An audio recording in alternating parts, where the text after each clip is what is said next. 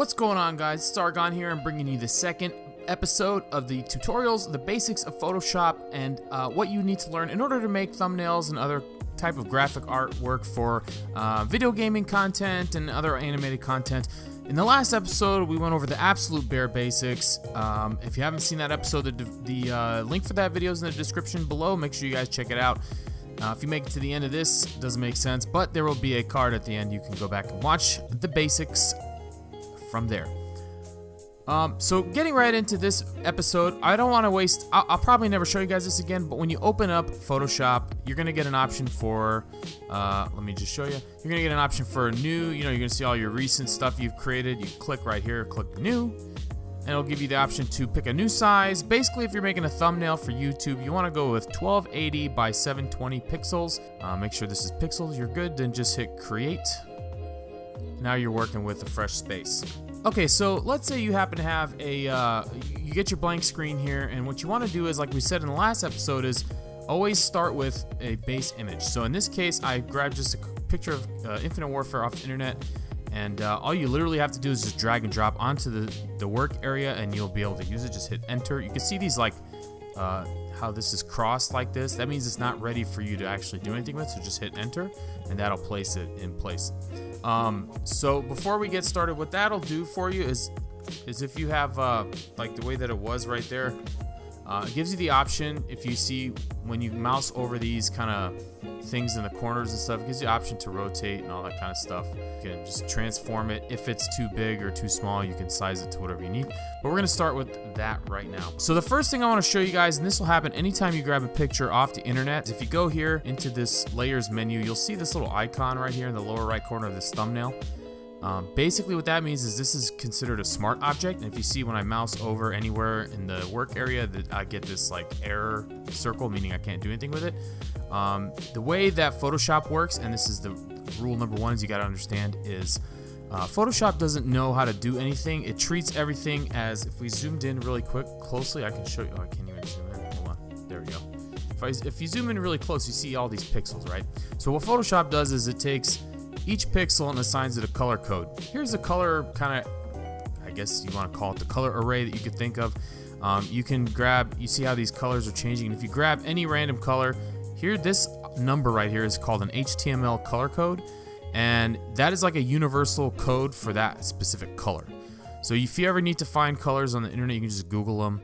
Anytime you get a HTML code for that color, you can just pop it right here into Photoshop and you'll get the color that you want. So what Photoshop does is it takes these individual pixels, takes the color code, and whenever you're doing work to this, it's basically going through some math and saying, well, if I mix this color code with that color code, I would get this. And so depending on what you're doing, it'll either add the colors together, subtract them, just a bunch of random stuff. So what that is it's called rasterizing. You can't do anything to an object in Photoshop until you've officially rasterized it. So whenever you're dropping something into Photoshop, it's coming through as a smart object.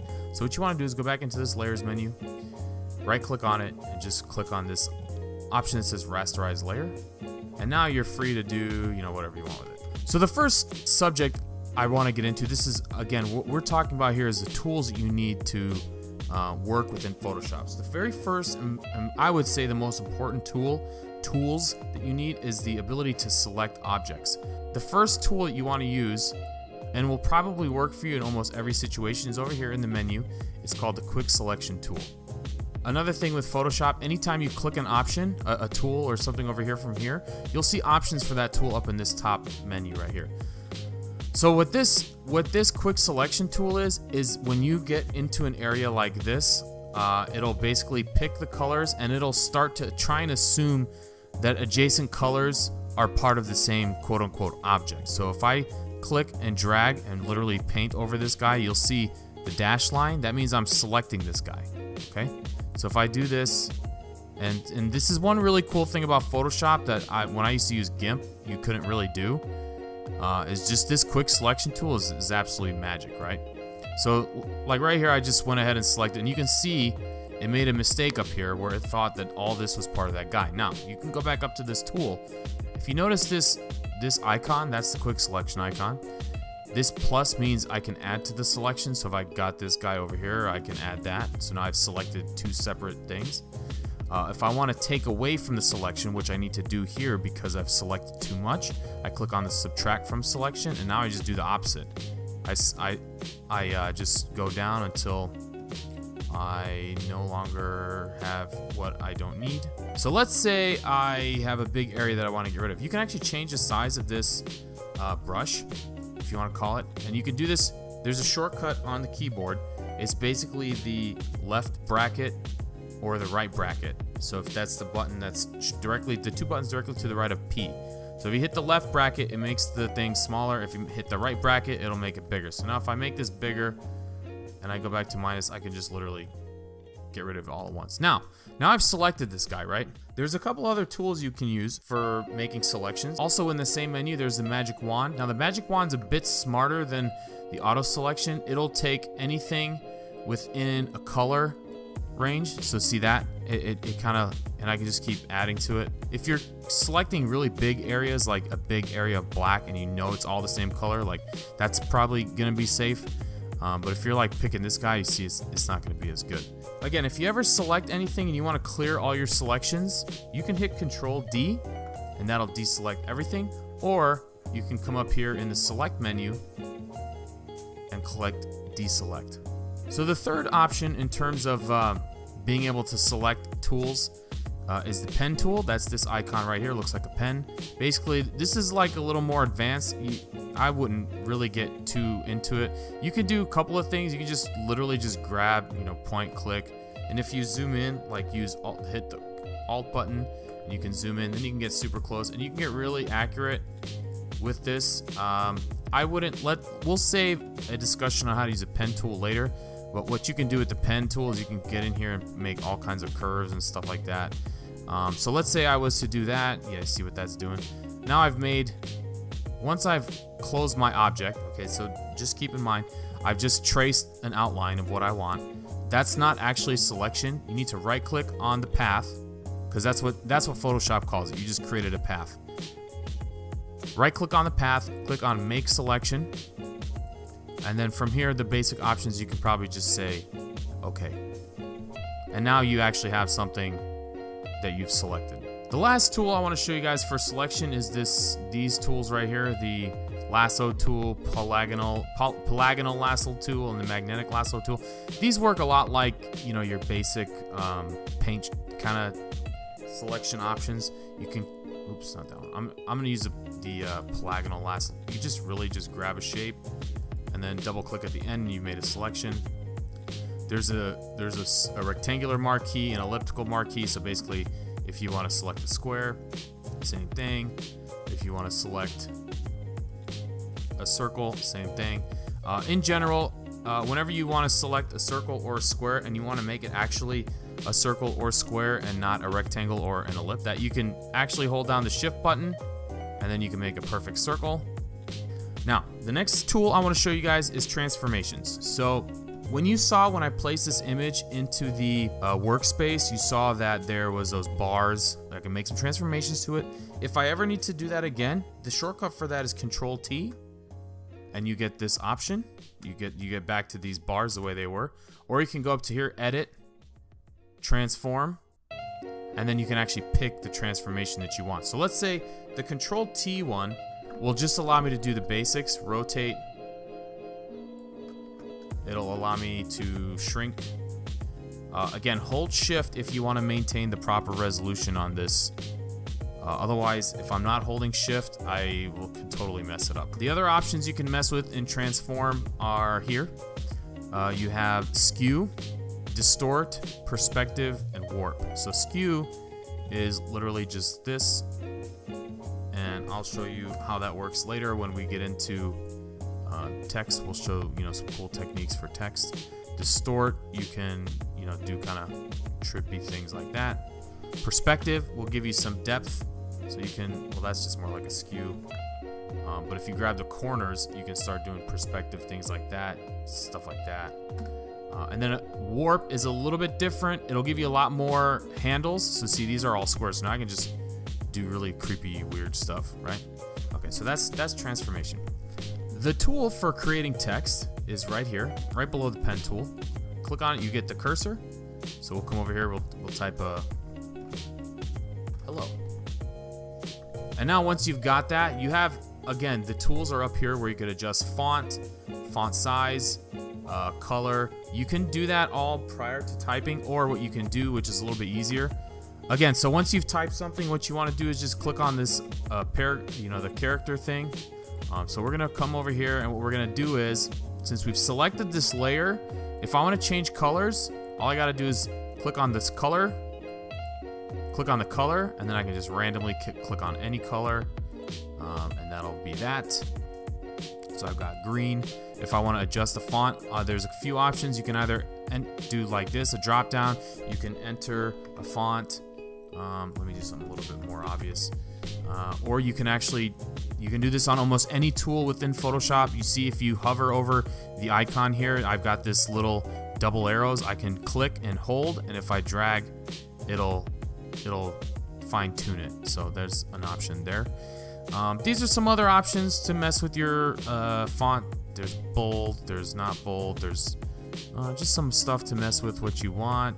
Get in there, mess around. That's the key, guys. I'm just showing you how to get to the tools that you need. From there, you can just mess around with it and see what it is that you want to do. You could go into Edit, Transform, Skew. You've probably seen this on some of my thumbnails, and then just do this. So that'll give you an option to make some cool text-looking thing. The next thing I want to talk to you guys about is layer effects.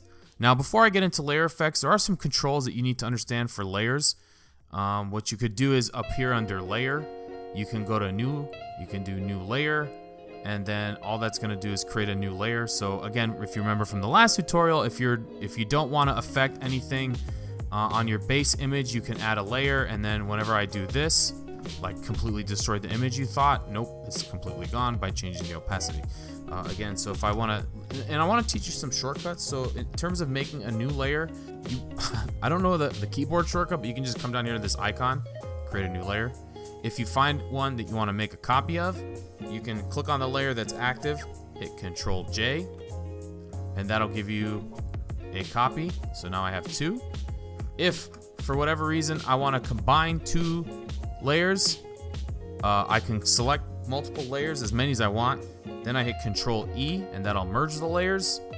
Sometimes you'll be doing all kinds of crazy stuff, and you want to group everything together. So let's say I want to put all these in a group, like a folder, like you would on your desktop. Select the ones you want and hit Control G, and that'll create a group. Then you can affect everything all at once. When you get into doing really complicated stuff where you've got tons and tons of layers, you want to be organized, you'll create groups like that. Okay, so now that I've shown you guys a little bit of those tools, what I want to do for you is show you a couple of tricks while we're on the subject. I'll put some of this together. Again, let's go back and select this guy, and I'll show you what we can do with layers. So let's go back here and we'll pick this guy out.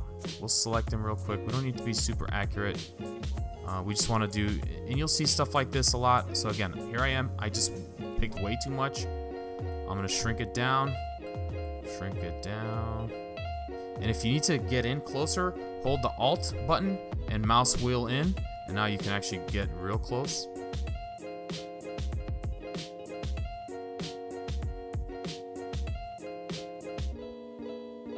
Okay, so I basically got this guy selected. Now, a common trick you'll see in thumbnails and a lot of stuff on YouTube is you'll see a piece of the base image extracted from the main image and then altered. The background is altered. So the way we do that is, now that we've selected this guy, we would go to Layer, New,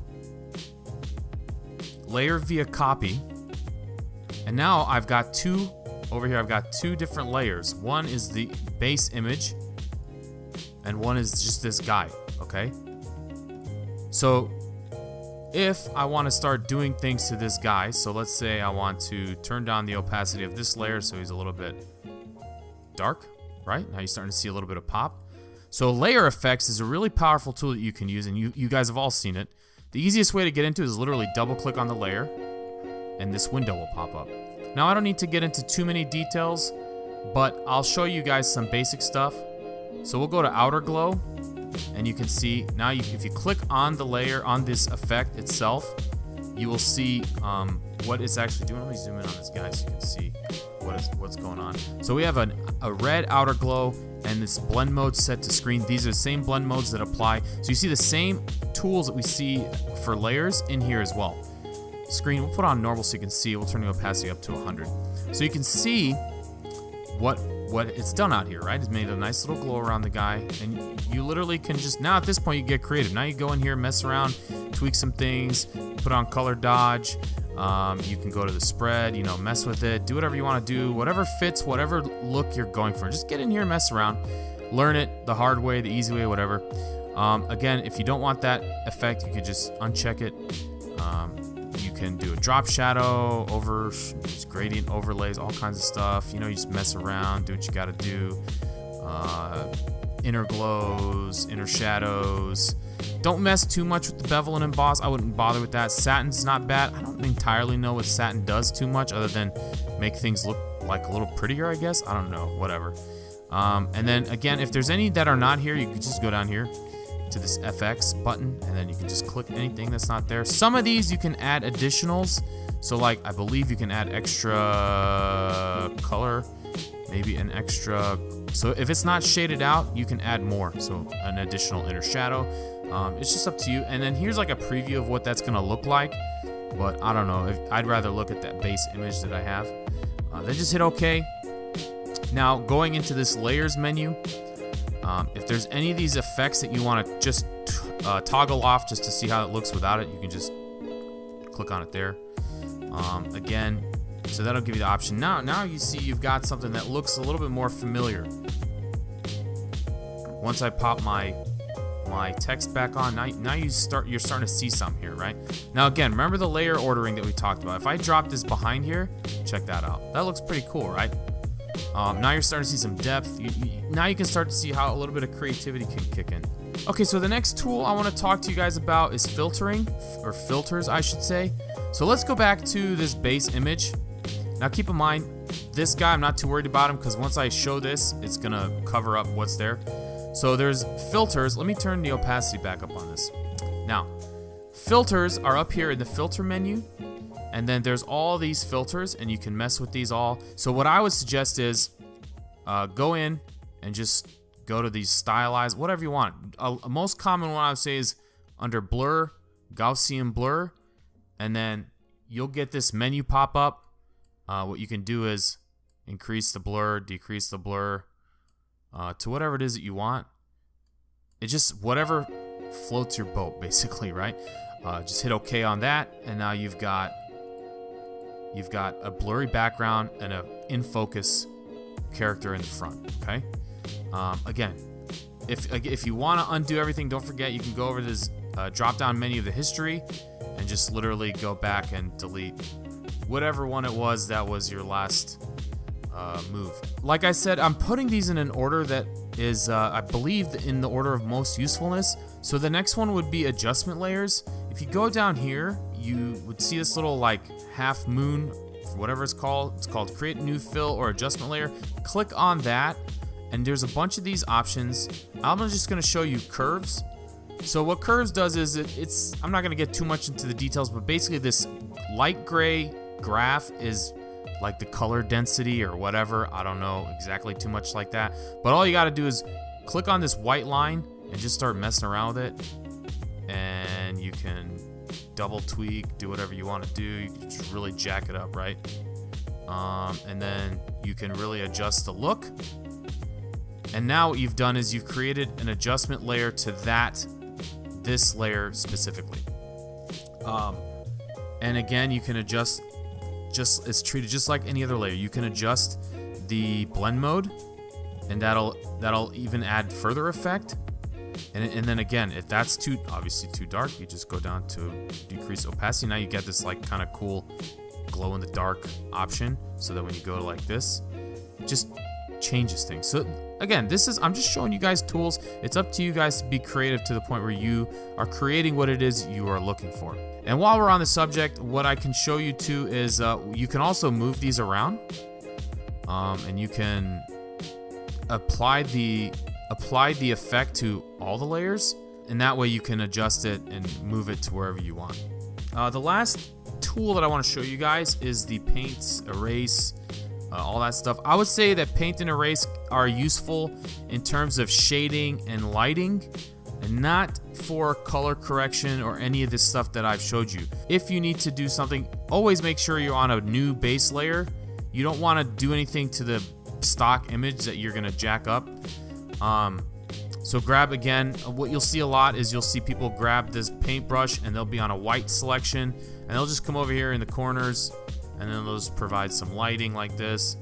And all you got to do at that point is just, if it's too bright, just turn the opacity down a little bit. Now you've created like a little image. Another thing that I like to do is I'll grab a black brush, I'll go around the edges, and then I've created this, which looks terrible, but what you do is you scroll down on the opacity a bit and probably just reorder it like this, and you've created like this little vignette image. Probably there's some Instagram filters that look like this, but any event, that's something that you can do as well. So that in that way, paint and erase are useful, but not too much. You don't want to use erase too often unless you're literally trying to get rid of something that you don't want back. Let's say I want to make, and this will come in handy later, but let's say I have I need to fill an object, like I want to make a square. Let me make a new layer. So if I grab my rectangle tool, I'll just draw out a square like this. I've got, see, it's selected, and this will work with anything I have selected. Go to edit, go to fill, or you probably saw it say stroke. You can also use stroke, same object, it'll just trace a line around it. Click on color, and now you can pick whatever color you want. Hit OK, and now you've filled that in.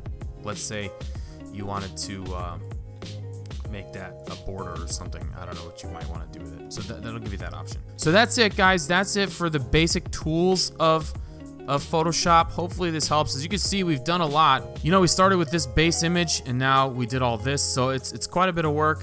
Now you should be able to do all this. So hopefully you guys use this to your advantage. Get in there and get some creativity going. The next episode, I'm going to show you some techniques that you can use with these tools to make cool effects you're used to seeing on YouTube for video gaming and other type of animated content, thumbnails and that sort of thing. If there's anything you guys want to see, make sure you guys leave it in the comments below, tweet it at me, whatever it is you want to see. Let me know what your guys' thoughts are. I know this is a lot longer of an episode than the last one. I didn't want it to be super long, but you know, there's a lot of content to go over. So hopefully you guys enjoyed it. But again, let me know what you guys think in the comment section below. Did I miss anything? Let me know what you think. Again, once again. And my name is Argon, guys, and I'll see you next time. Peace.